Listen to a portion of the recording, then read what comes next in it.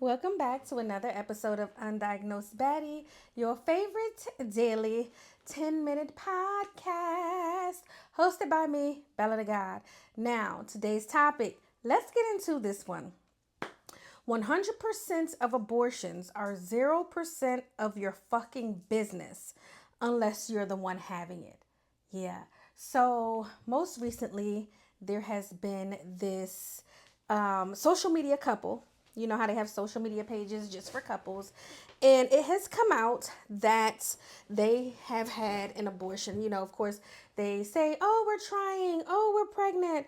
And as you go through the weeks, people are excited for you. So they figured since they had shared so much of that let me get my back pillow, that they had to, that's why I was leaning all the way back, y'all, share that they opted to abort. Why did they opt to abort?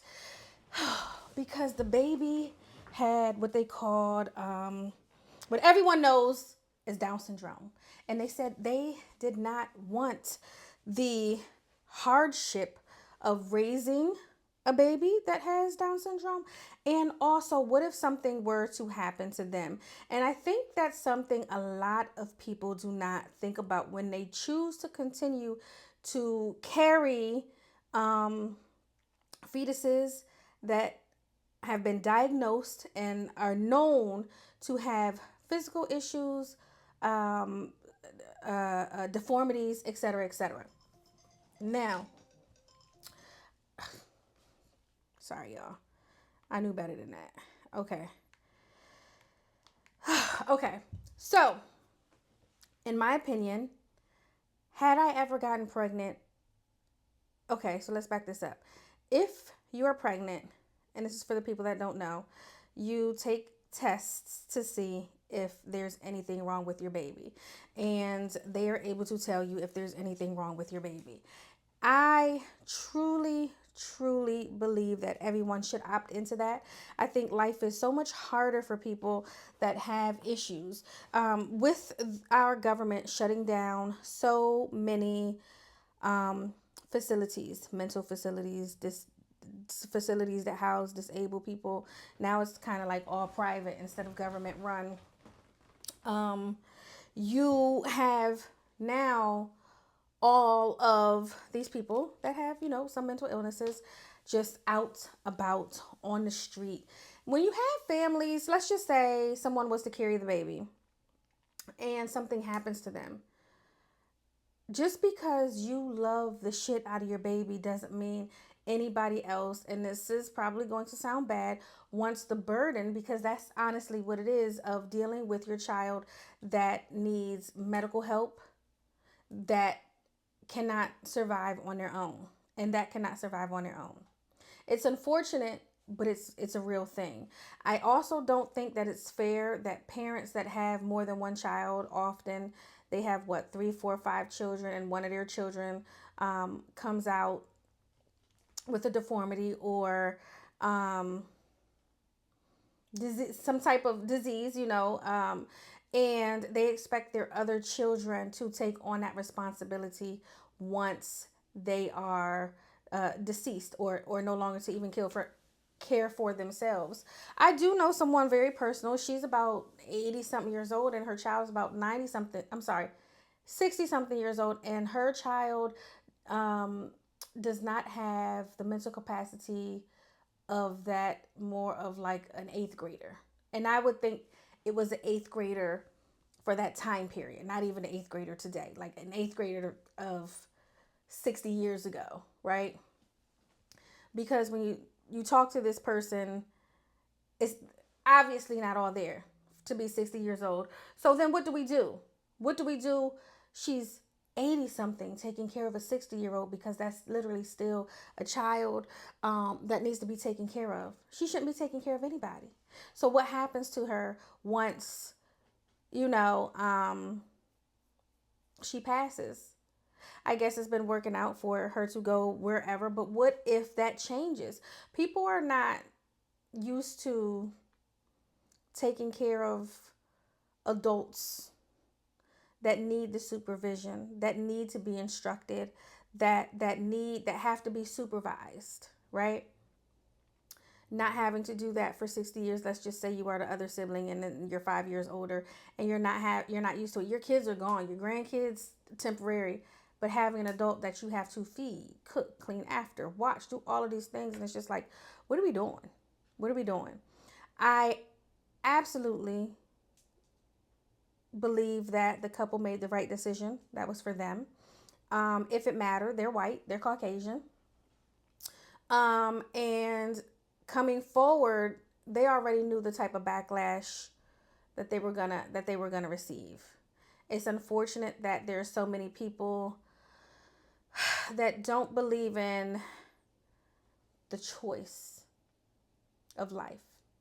There's also a couple that I don't know their exact condition. It's a black couple. They're married. They're both wheelchair bound. They're both like probably about this tall. They both have brittle bone syndrome disease, and they have like bulging eyes, and they can barely breathe. They can barely talk, but they got married and they procreated. And obviously, when you do the scientific chart, boom, boom, boom, boom, boom, that baby has the same issue.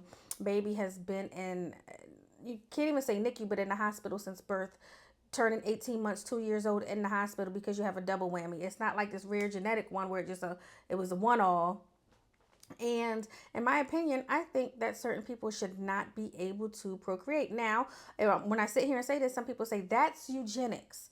You can't tell people that they shouldn't procreate, but what is the quality of life for a child that will never come home from the hospital? Why be allowed to procreate when there are people that have cancer that are getting denied treatment, but because you chose to have this baby, knowing that this baby was going to have a 97% chance to have all of these defects, why is your insurance approved to make sure that this baby stays alive versus someone that has a life and has put good out into the world, but yet they have cancer and they're getting denied different treatments? That's fucked up to me. It all goes hand in hand. It really does. But I want people to realize that just because you are pro-abortion, some people are pro-abortion for certain things, right? Some people are pro-choice and say, your body, your choice, da da da da. But it's like, oh, if you got raped, yeah. Oh, if this or that. But you really have to take into account all of the things that go into making a choice to somewhat get attached to a fetus, a baby, get up to the 12, 14, 16, 20 week. That's halfway there. And then have to decide, that we're not going to continue. You have to love on your people. You have to make sure that you're not being judgy. Hard choice, but in my opinion, a smart choice. I do think that there are certain levels of mental, because you can't say the R word, right? But mental, I'll just say of mental retardation that should not be allowed to procreate. And sometimes they do. And they say, oh, well, who's to say they can't have love and this and that? But it's like, who's going to take care of that baby? And it goes back to a few of my other episodes when it's not politically correct to say, but what if the village is retarded? That baby will only be as smart as its parents, even if it comes out quote unquote normal. But 9 times out of 10 is going to have the characteristics and diagnoses of what it came from.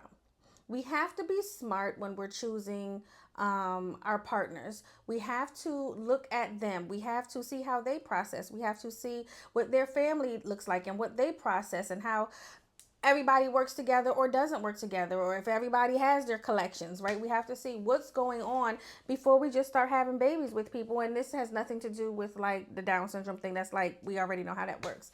But I absolutely want to tell everybody out there, if you're watching this, your body, your choice.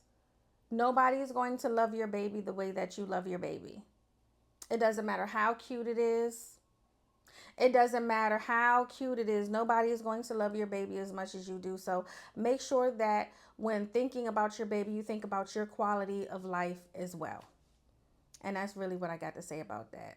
Y'all let me know in the comments what you think. Would you have aborted if you knew your baby was going to have Down syndrome?